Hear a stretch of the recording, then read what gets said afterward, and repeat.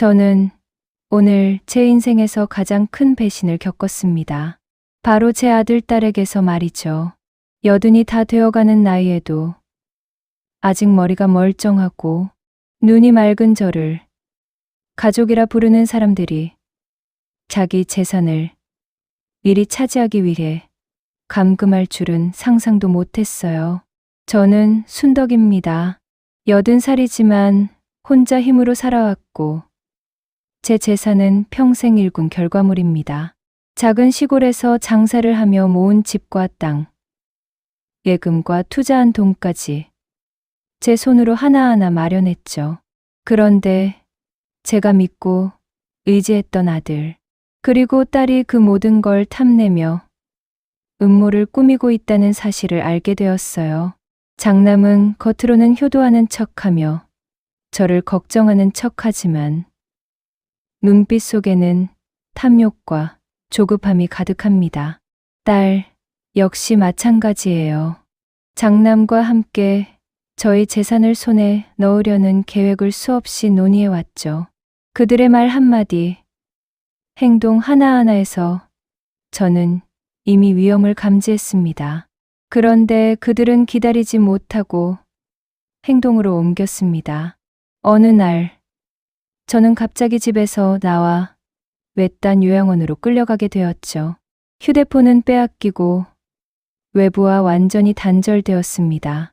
처음에는 믿을 수 없어서 울며 매달렸지만 아무 소용이 없었어요. 자식들의 눈빛은 차갑고 무자비했습니다. 요양원에 도착하자 분위기는 더욱 섬뜩했습니다. 밝은색 벽지와 창문 너머 햇빛에도 불구하고 그곳은 차가운 감옥과 다를 바 없었습니다. 직원들은 기계적으로 일을 처리했고 저를 바라보는 눈빛은 인간적이지 않았습니다. 식사는 규칙적으로 제공되지만 맛이나 정성이 없는 기계적인 반복이었어요. 밤이면 침대에 누워도 마음이 편하지 않았습니다. 제가 지금 감금되어 있다는 현실이 너무도 생생하게 느껴졌죠. 그런 와중에도 저를 지켜보며 인간적으로 대해주는 요양보호사가 한 명 있었습니다.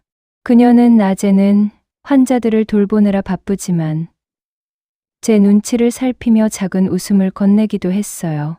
저는 그녀에게 마음을 열기로 결심했습니다.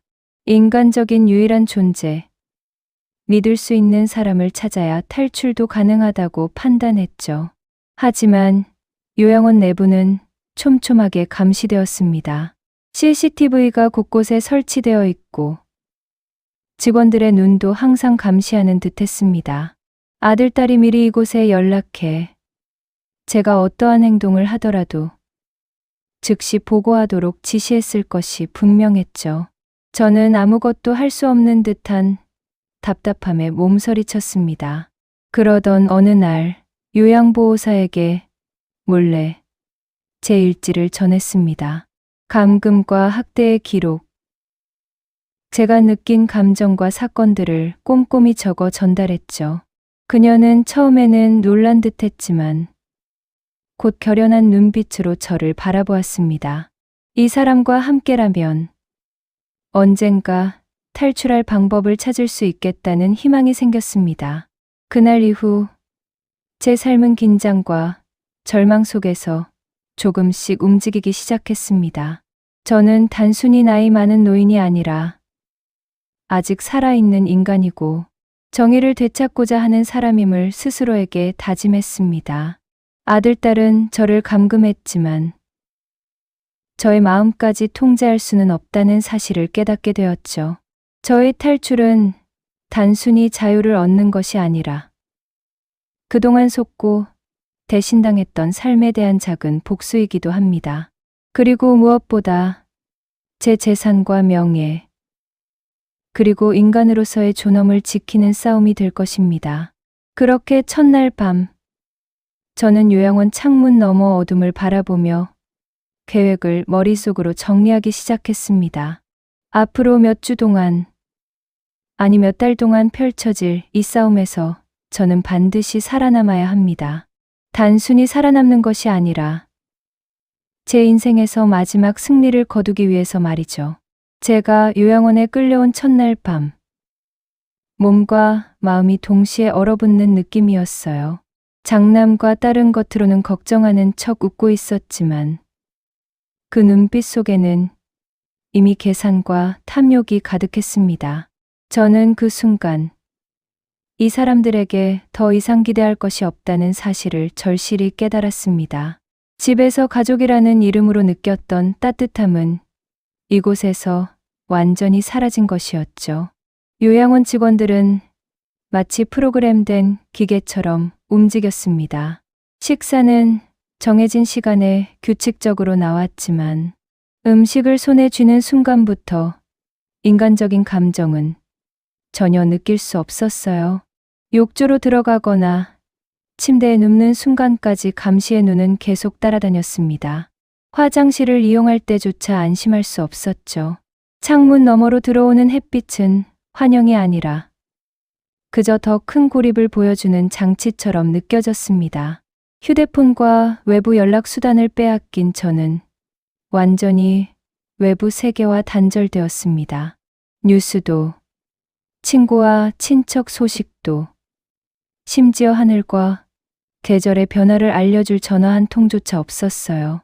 하루가 다르게 흐르는 시간 속에서 제 정신은 무너질 듯 했지만 그럴수록 제 안에 숨겨진 결연한 마음은 더욱 커져갔습니다. 그 와중에 한 요양보호사가 저에게 관심을 가져주기 시작했습니다. 그녀는 낮 동안 분주하게 환자들을 돌보면서도 제 행동과 표정을 살폈고 제 눈치를 살피며 작은 미소를 보내주곤 했어요. 저는 그녀에게 마음을 조금씩 열기 시작했습니다. 누구에게도 말할 수 없었던 공포와 분노를 공유할 수 있는 유일한 존재라는 것을 본능적으로 느꼈습니다. 그러나 요양원 내부의 감시 체계는 철저했습니다. CCTV는 천장과 복도 곳곳에 설치되어 있었고 직원들의 눈은 항상 저를 향해 있었습니다. 제가 조금이라도 이상 행동을 보이면 즉시 보고될 것이 분명했죠. 아들딸이 사전에 이곳과 직원들에게 철저한 지시를 내려놓았을 거라는 생각에 더욱 신중해질 수밖에 없었습니다. 첫날부터 저는 이곳에서 살아남기 위해 마음을 다잡아야 했습니다. 침대에 누워있으면 손과 발이 묶인 듯한 답답함과 공포가 몰려왔지만 머릿속에서는 탈출 계획의 윤곽이 조금씩 그려졌습니다. 단순히 밖으로 나가는 것이 아니라 제 재산과 명예, 그리고 인간으로서의 존엄을 지켜야 한다는 절박함이 제 의지를 지탱했죠. 며칠이 지나면서 요양원에서의 생활은 점점 더 힘들어졌습니다. 식사는 점점 형식적이고 기계적으로 변했고 직원들의 태도는 차갑고 무관심했습니다. 작은 실수를 하면 혼내거나 무시하는 듯한 시선이 돌아왔죠. 처음에는 그저 낯선 환경 때문에 힘들다고 생각했지만 시간이 지날수록 이것이 단순한 요양원 생활이 아닌 의도적 감금과 통제임을 깨닫게 되었습니다. 그때부터 저는 요양보호사에게 몰래 제 생각과 감정을 적기 시작했습니다. 하루하루 겪는 감금과 학대, 그리고 자식들의 음모와 눈빛을 기록했죠. 저는 이 일지를 그녀에게 전달하며 언젠가 탈출할 때 중요한 증거와 계획의 기반으로 삼기로 했습니다. 그녀는 처음에는 놀란 듯 했지만 곧 결연한 눈빛으로 저를 바라보았습니다. 이 사람과 함께라면 언젠가 탈출할 희망이 있다는 사실이 마음 깊이 자리 잡았죠. 요양원의 일상 속에서 저는 점점 현실을 직시하게 되었습니다. 제 아들, 딸은 인간의 가족이라는 이름으로 저를 감금했지만 그들의 탐욕과 위선을 세상에 드러낼 방법이 있다는 사실이 저를 살아있게 만들었습니다. 제 목표는 단순히 살아남는 것이 아니라 이 감금과 학대, 그리고 가족의 배신을 반드시 증명하고 제 삶과 재산을 지켜내는 것이었습니다. 그렇게 저는 절망 속에서도 한 줄기 희망을 품고 요양보호사와 은밀히 신뢰를 쌓으며 탈출 계획을 조금씩 구체화하기 시작했습니다. 작은 기지와 용기가 모이면 반드시 자유를 되찾을 수 있다는 확신이 들었죠. 이 장에서부터 저는 단순한 피해자가 아니라 전략적으로 움직이는 생존자가 되기 시작합니다. 요양원 생활이 길어지면서 절망감은 점점 제 마음을 옥죄었어요. 매일 반복되는 식사, 반복되는 회의적인 시선, 반복되는 무시와 냉담 속에서 저는 점점 더 고립감을 느꼈습니다. 창밖으로 보이는 작은 나무와 하늘조차 낯이 저를 조롱하는 듯했죠. 하지만 그 속에서도 제 마음 깊은 곳에는 한 가지 생각이 자리 잡았습니다. 저는 절대 포기하지 않을 것입니다. 단지 살아남는 것이 아니라 정의를 되찾고 제 권리를 되찾아야 한다는 결심이 점점 더 선명해졌죠. 그러던 중 저는 요양보호사와 눈빛을 교환하며 은밀하게 대화를 나누기 시작했습니다. 처음에는 작은 신호로 시작했어요. 고개를 살짝 끄덕이는 것, 눈빛으로 의사를 전달하는 것, 사소한 손짓 하나에도 의미를 담았습니다. 그녀는 이해해 주었고 점차 우리는 서로의 신뢰를 쌓기 시작했죠. 그녀가 없었다면 저는 이 감옥 같은 공간에서 탈출할 용기를 결코 얻지 못했을 것입니다. 저는 매일 저녁 침대에 누워 하루 동안 겪은 일들을 꼼꼼히 기록했습니다. 감금, 일지라 이름 붙였죠. 식사 시간, 직원들의 태도, 작은 학대의 순간까지 모두 적었습니다. 자식들이 시키는 감시 체계, CCTV 위치, 직원들의 근무 시간 등도 빠짐없이 기록했어요. 이 기록은 단순한 일지가 아니라 탈출을 위한 전략적 자료이자 나중에 법적 증거가 될 중요한 자료였습니다. 하지만 절망감은 여전히 매일 저를 덮쳤습니다. 어느 날은 화장실에 다녀오는 길에 직원에게 억지로 주의를 받았고 작은 실수 하나로 혼이 나면서 눈물이 터져 나오기도 했습니다. 그때마다 마음속으로 속삭였습니다. 절대로 포기하지 말자. 내가 살아있는 한 이 감금과 학대는 끝나지 않았다. 그리고 반드시 내가 정의를 실현할 것이다. 그때 저는 요양보호사에게 직접 제 계획의 일부를 이야기했습니다. 그녀는 처음에는 놀라면서도 진지하게 경청했고 우리의 대화는 점점 구체적인 탈출 계획으로 발전했습니다. CCTV의 사각지대, 직원들의 교대 시간, 출입문, 잠금 상태 등 모든 상황을 분석하며 우리는 조금씩 탈출의 가능성을 발견했죠. 하지만 위험은 너무도 현실적이었습니다. 한 번이라도 잘못 움직이면 자식들은 즉시 저를 붙잡고 더 강하게 감금할 것이 분명했습니다. 그녀와 저는 작은 신호와 은밀한 행동으로 계획을 조율하며 긴장감 속에서 하루하루를 견뎌야 했죠. 절망과 희망이 동시에 공존하는 나날이 이어졌습니다.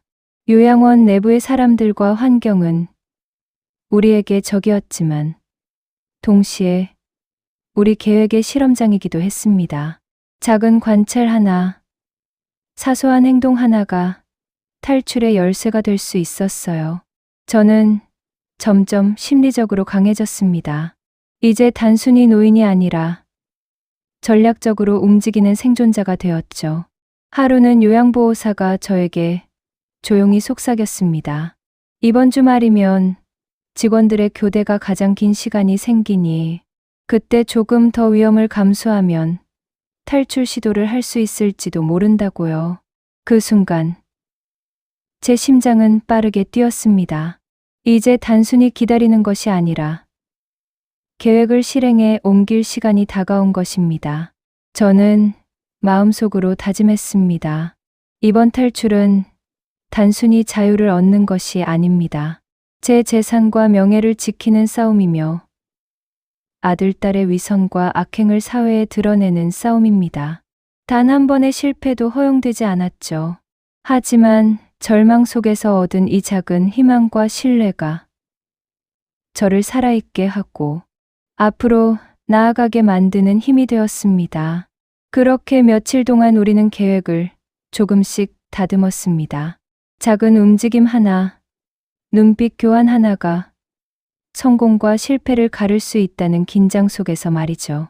요양보호사의 결연한 눈빛과 저의 결심이 만나 이제 탈출의 날이 점점 현실에 가까워지고 있었습니다. 며칠이 지나면서 요양원 생활은 더욱 숨막히는 지옥처럼 느껴졌습니다. 처음에는 저를 감금한 자식들의 의도가 단순한 통제라고 생각했지만 시간이 지날수록 그들의 계획이 훨씬 더 교활하고 집요하다는 사실을 알게 되었습니다. 장남과 딸은 단순히 재산을 미리 차지하는 것이 아니라 제가 자유롭게 움직이는 것 자체를 철저히 막으려 하고 있었죠. CCTV는 여전히 요양원 구석구석을 감시하고 있었고 자식들은 저를 관찰하기 위해 직원들과 협력했습니다. 제가 조금이라도 눈치를 살피거나 의심스러운 행동을 하면 곧바로 보고될 것이라는 긴장감이 계속되었습니다. 그뿐만 아니라 요양원 내에 감시자를 따로 배치해 제 행동을 감시하도록 했다는 사실도 알게 되었죠. 하지만 저는 이제 단순한 피해자가 아니었습니다. 절망 속에서 계획을 다듬고 요양보호사와 은밀히 협력하며 탈출의 가능성을 조금씩 현실로 만들어가고 있었습니다. CCTV의 사각지대, 직원 교대 시간, 감시자의 시야, 범위 등을 꼼꼼히 체크하며 매 순간 계산적인 행동을 하게 되었죠. 작은 행동 하나에도 큰 의미가 담기게 되었고 그 긴장감은 오히려 제 결심을 단단하게 만들었습니다. 어느 날 요양보호사가 조용히 다가와 말했습니다. 이번 주에는 직원들의 교대가 길어지는 날이 있으며 그 시간에 작은 움직임을 시도해 볼 수 있다고요. 그 순간 제 심장은 빠르게 뛰었지만 동시에 머릿속에서는 경계와 신중함이 동시에 작동했습니다. 단 한 번의 실수도 허용되지 않는 상황이었죠.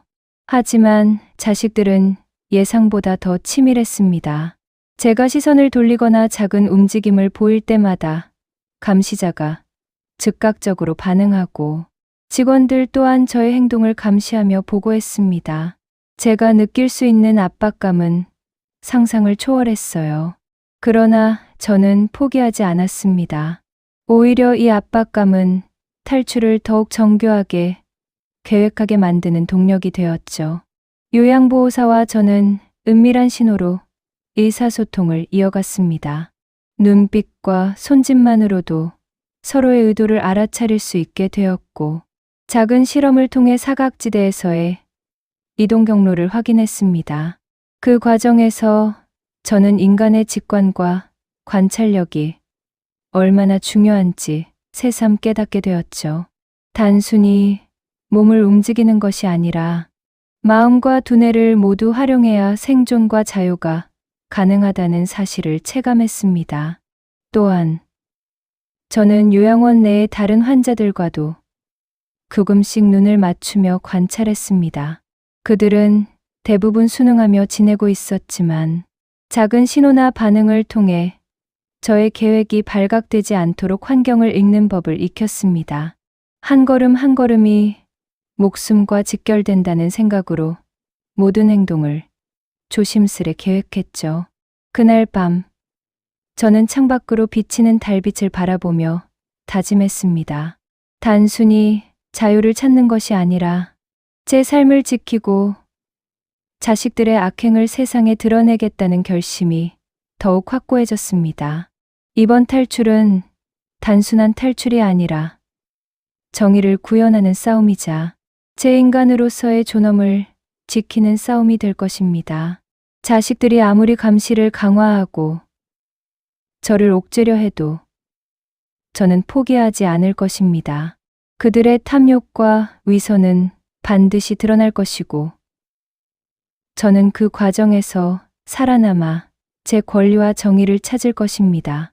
요양보호사와 함께 준비한 계획은 이제 실천 단계로 한 발짝 더 다가가고 있었죠. 며칠 동안 요양원 안에서 긴장과 관찰을 반복한 끝에 이제 탈출 계획을 구체적으로 실현할 시점이 가까우고 있음을 느꼈습니다. 매 순간이 목숨과 직결되는 것처럼 느껴졌지만 저는 두려움보다는 결연함을 선택했습니다. 제가 살아온 삶과 쌓아온 재산, 그리고 인간으로서의 존엄을 지키기 위해서는 단 한 번의 시도도 허락되지 않았죠. 요양보호사와 은밀하게 교감하며 우리는 계획을 최종적으로 조율했습니다. 직원들의 교대 시간과 CCTV 사각지대를 확인하고 요양원 출입문과 복도, 작은 창문까지도 꼼꼼하게 점검했어요. 그녀는 작은 손짓과 눈빛으로 모든 정보를 전달했고, 저는 그것을 하나하나 머릿속에 저장하며 최적의 탈출 경로를 계산했습니다. 그 과정에서 가장 중요한 것은 시간이었습니다. 사소한 지연이나 실수는 즉시 발각될 수 있었고, 그 순간 자식들이 뒤늦게라도 알게 된다면 더 강력한 감시와 처벌을 감수해야 했죠. 모든 행동이 시계와 맞물려 있었고, 한 발짝 한 발짝이 신중하게 계획되어야 했습니다. 요양보호사는 제게 조용히 말했습니다. 이번 주 특정일, 직원들의 근무 교대가 가장 길어지는 시간대가 있으며 그때가 기회를 잡기 가장 적절하다고요. 저는 그 말을 듣는 순간 심장이 빠르게 뛰었지만 동시에 머릿속에서는 치밀하게 시나리오를 그렸습니다. 도망칠 경로, 장애물과 감시자 위치, 필요한 작은 물건과 도구까지 계산했죠. 하지만 경계심은 놓을 수 없었습니다. CCTV와 감시자의 움직임을 완벽히 파악하는 것이 필수였고, 작은 흔들림 하나에도 모든 계획이 무너질 수 있다는 사실을 늘 명심해야 했습니다. 요양원, 내 다른 환자들은 우리의 움직임을 눈치채지 못하도록 세심하게 관찰했고, 작은 실험을 통해 행동의 안전성을 확인했죠. 그날 밤, 저는 침대에 누워 모든 계획을 마음속으로 반복했습니다. 출발 지점부터 도착 지점, 예상되는 장애물과 잠재적 위험, 성공했을 때 바로 이동해야 할 외부 연결 경로까지 하나도 빠뜨리지 않고 체크했어요. 모든 움직임은 사전에 계산되어야 하고 단 한 번의 실수도 허용되지 않았습니다. 또한 저는 탈출 시 발생할 수 있는 돌발 상황을 대비해 여러 가지 시나리오를 마련했습니다. 직원이 예상치 못하게 다가오면 어떻게 숨을지, CCTV가 일시적으로 작동하지 않을 때는 어떻게 행동할지, 그리고 자식들이 갑자기 나타날 경우 대응 방법까지 계획했죠. 이러한 준비는 단순히 자유를 얻기 위한 것이 아니라 제 삶과 권리를 지키기 위한 치열한 전략이었습니다. 저는 요양보호사에게 마지막으로 속삭였습니다. 이번 시도는 위험하지만 우리가 함께라면 반드시 성공할 수 있다고요. 그녀는 결연하게 고개를 끄덕였고 서로의 눈빛에는 말로 할 수 없는 신뢰가 담겼습니다. 이제 우리는 단순한 노인과 보호자가 아니라 한 팀으로서 치밀하게 움직이는 생존자가 되었습니다. 그렇게 며칠 동안 준비한 계획은 결국 탈출을 현실로 만드는 마지막 단계로 접어들었습니다. 제 마음속에는 긴장과 설렘, 두려움과 희망이 뒤섞였지만 모든 감정을 통제하며 냉철하게 행동해야 했죠. 이번 시도가 성공하면 저는 단순히 요양원의 감금에서 벗어나는 것이 아니라 제 재산과 명예, 그리고 인간으로서의 존엄을 지킬 수 있는 기회를 얻는 것이었습니다. 저는 창밖을 바라보며 마음속으로 다짐했습니다. 단순한 탈출이 아니라 정의를 세우는 싸움이 될 것이라고요. 자식들의 탐욕과 위선, 요양원의 감금과 학대, 모든 것을 세상에 드러내겠다는 결심이 제 심장을 더욱 단단하게 만들었습니다. 이제 모든 준비는 끝났고 탈출 시도는 바로 눈앞에 다가왔습니다. 드디어 탈출 시도 당일이 다가왔습니다. 긴장과 설렘이 온몸을 휘감았지만 저는 침착함을 잃지 않으려고 마음을 다잡았습니다. 요양보호사와의 눈빛 신호 하나에도 모든 의미가 담겨 있었고 사소한 움직임 하나에도 숨죽이며 대응해야 했죠. 지금은 단순히 탈출하는 날이 아니라 제 인생에서 마지막 승부를 거는 날이었습니다. 직원들의 교대 시간은 정확히 계산되어 있었고 CCTV 사각지대는 미리 파악했습니다. 요양보호사는 은밀하게 제 움직임을 확인하며 필요한 순간에 작은 도움을 줄 준비를 했죠. 문 하나, 복도 하나, 창문 하나까지 모두 사전에 점검되어 있었고 제가 움직이는 순간 모든 상황이 치밀하게 맞물리도록 계획했습니다. 첫 단계는 제 방을 벗어나 복도를 따라 이동하는 것이었습니다. 숨소리를 최대한 줄이며 발걸음을 조심스레 옮겼고 요양보호사는 복도 끝에서 작은 신호를 보내며 제가 안전하게 움직이는지 확인했습니다. 심장이 터질 듯 뛰었지만 매 순간 냉정을 유지하며 계획대로 움직였죠. 그때였습니다. 복도 한쪽에서 직원이 예상보다 일찍 나타났습니다. 순간적으로 숨이 멎는 듯 했지만 저는 이미 대비해 두었던 숨을 곳으로 몸을 밀어넣고 직원의 시선을 피하며 그대로 움직였어요. 요양보호사가 조용히 손짓을 하며 길을 안내했고 저는 몸을 움츠린 채 복도를 빠져나갔습니다. CCTV 사각지대를 지나는 순간 저는 잠시나마 자유를 느꼈습니다. 하지만 곧 긴장감이 다시 몰려왔죠. 자식들이 이 모든 상황을 모니터링하고 있다는 사실을 잊으면 안 되었습니다. 한순간이라도 방심하면 다시 붙잡힐 수 있다는 현실이 제 머릿속을 스쳤습니다. 마지막 장애물은 출입문이었습니다. 잠금, 장치와 보안 시스템이 제 앞을 가로막았지만 요양보호사가 사전에 알려준 방법대로 조심스럽게 문을 열었습니다. 손끝으로 잠금 장치를 조작하며 심장을 쥐어짜는 긴장을 견뎌야 했죠. 문이 열리는 순간 저는 마치 바깥 세상이 저를 기다리고 있는 듯한 느낌을 받았습니다. 복도를 지나 야외로 나서자 차가운 바람이 얼굴을 스쳤습니다. 자유를 향한 첫 발걸음을 내딛는 순간 저를 감시하려고 따라온 자식들의 그림자가 눈에 들어왔죠. 그들의 표정은 분노와 놀람이 뒤섞여 있었고 저는 결심했습니다. 단순히 도망치는 것이 아니라 제가 가진 증거를 통해 그들을 압박할 것이라고요. 숨겨둔 재산 관련 증거, 재산 포기각서와 금융문서를 꺼내 들며 저는 크게 외쳤습니다. 이제 여러분의 위선과 악행은 세상에 드러날 것입니다. 감히 나를 감금하고 학대한 대가를 치르게 될 것입니다. 그 순간 자식들은 순간 당황하며 주춤했지만 저는 더욱 단호하게 앞으로 나아갔습니다. 탈출은 단순한 신체적 이동이 아니었습니다. 그 순간 저는 자신의 삶과 권리를 되찾고 정의를 실현하는 전쟁터에 들어선 전사와 같았습니다. 요양보호사는 제 뒤에서 모든 상황을 확인하며 필요할 때 도움을 주었고 저는 긴장 속에서도 계획대로 행동했습니다. 결국 저는 요양원의 경계선을 넘어 완전히 외부로 나올 수 있었습니다. 자유의 공기가 제 폐를 채우는 순간 눈물이 흘렀지만 그것은 단순한 기쁨이 아니라 수많은 배신과 절망을 견뎌온 인간의 승리였습니다.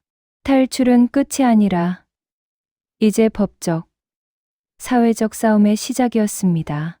자유의 공기를 들이마신 순간 안도감보다 긴장감이 먼저 몰려왔습니다.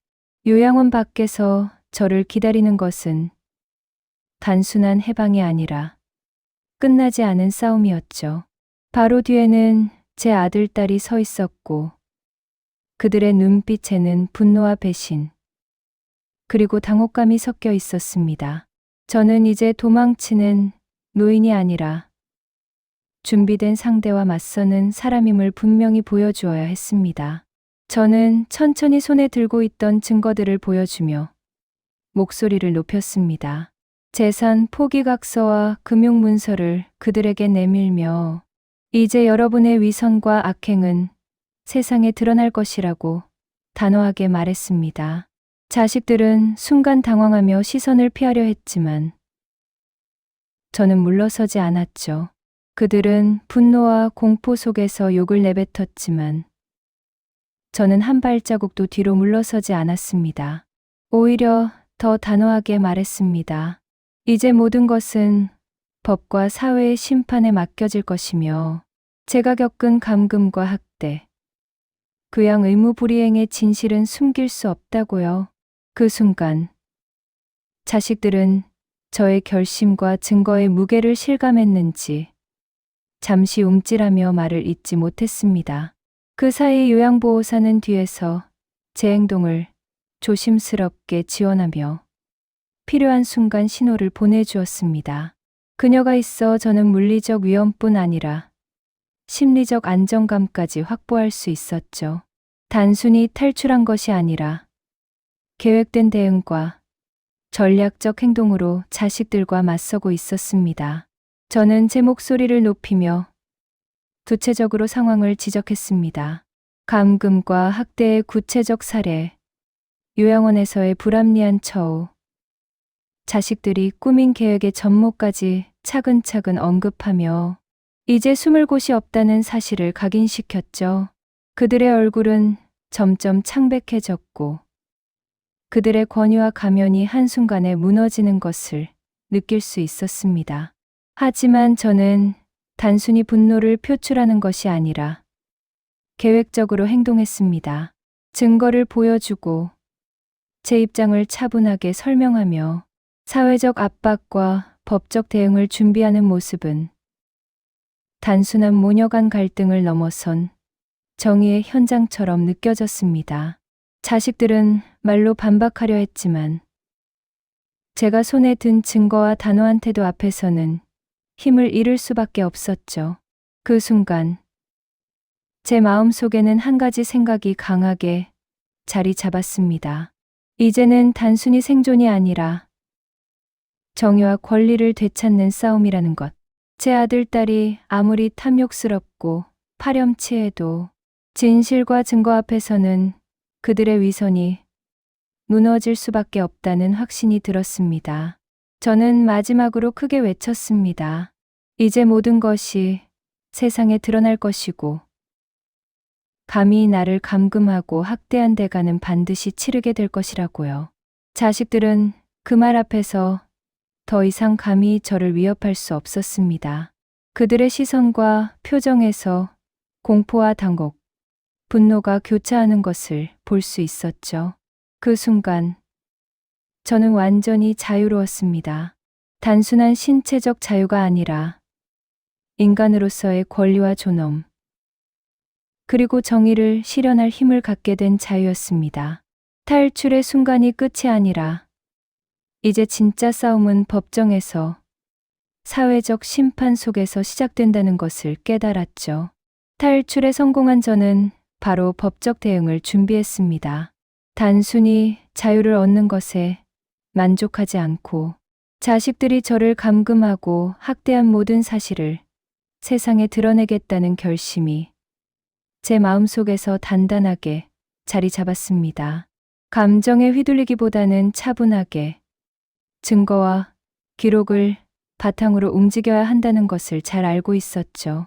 먼저 감금과 학대, 교양 의무 불이행의 구체적 사실을 정리하고 요양원에서 작성한 감금, 일지와 증거 자료를 법률 전문가에게 전달했습니다.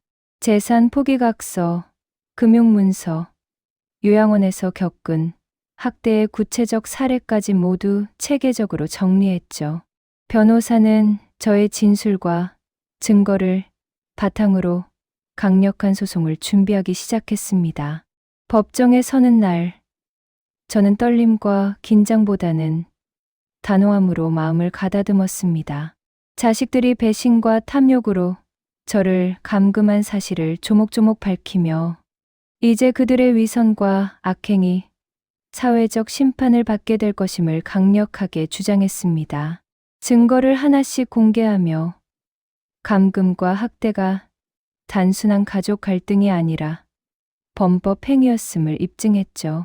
자식들은 처음에는 태연한 척했지만 제가 준비한 증거와 날카로운 진술 앞에서 점차 당황하고 말았습니다. 법정 안의 공기가 긴장감으로 가득 찼고 저는 단호하게 말했습니다. 이제 더 이상 나를 속일 수 없으며 정의와 권리는 반드시 회복될 것이라고요. 재판 과정에서 요양보호사의 증언은 결정적이었습니다. 그녀는 저와 함께 계획을 세우고 탈출을 도운 과정뿐 아니라 요양원에서 발생한 불합리와 학대 사례를 증언했습니다. 그녀의 진술은 법정에 진실의 무게를 실어주었고 판사는 사건의 심각성을 명확히 인식하게 되었죠. 결국 법원은 자식들의 감금과 학대, 부양 의무 불이행을 인정하며 저에게 손해배상과 재산 권리 회복을 명령했습니다. 단순한 승소가 아니라 정의가 실현되는 순간이었습니다. 법정 밖으로 나오는 순간, 저는 눈앞이 환해지는 듯한 자유와 해방감을 느꼈죠. 하지만 무엇보다 값진 것은 인간으로서의 존엄과 권리를 지킨 것입니다. 저를 감금하고 학대한 자식들의 위선과 탐욕이 세상에 드러났고, 저는 그 과정을 통해 다시 살아있는 인간으로서 당당히 설 수 있었습니다. 이 싸움은 단순히 노인과 자식 간의 갈등이 아니라 정의와 악행의 충돌, 그리고 인간 존엄의 승리였습니다. 그 후 저는 재산을 안전하게 관리하며 요양보호사와 함께 사회적 활동에도 참여하기 시작했습니다. 이번 사건을 통해 배신과 탐욕 속에서도 인간은 자신의 권리와 존엄을 지킬 수 있다는 확신을 갖게 되었죠. 요양원과 자식들의 배신은 큰 상처였지만 그 상처는 저를 더욱 강하게 만들었습니다. 마지막으로 저는 한 가지를 분명히 하고 싶었습니다.